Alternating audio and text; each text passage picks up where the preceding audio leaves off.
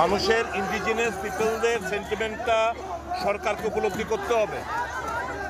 এভাবে তো চলতে দেওয়া যায় না। এটার একটা সায়েন্টিফিক কারণও আছে, প্রোনাউন্সিয়েশনের ব্যাপার রয়েছে, এটার একটা লেজিটিমেট ডিমান্ড। এরা দীর্ঘদিন ধরে কংগ্রেস দল, আঞ্চলিক দলগুলো দাবি জানিয়ে আসছে। আগের সরকারও দেখলাম তাদের কোনো হেলদোল নেই, বর্তমান সরকারকেও দেখছি। এখন আরেকটা নতুন একটা স্ক্রিপ্ট, দেবনাগরী স্ক্রিপ্ট ওরা নিয়ে এসছে। তো এতে তো একটা কনফিউশন।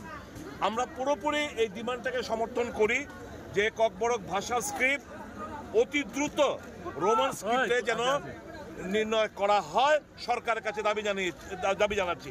এর আগে দুটো ভাষা কমিশন, সমাচরণ ত্রিপুরা কমিশন, পবিত্র সরকার কমিশন, এখন অতুল দেববর্মার একটা কমিশন, কোনো রিপোর্ট কোথায়?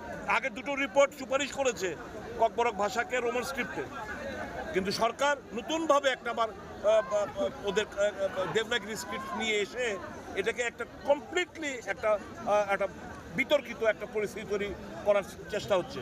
আমরা এই ডিমান্ডটাকে, it is the demand of the Congress party, it is demand of the indigenous people of the state, and we completely support this demand.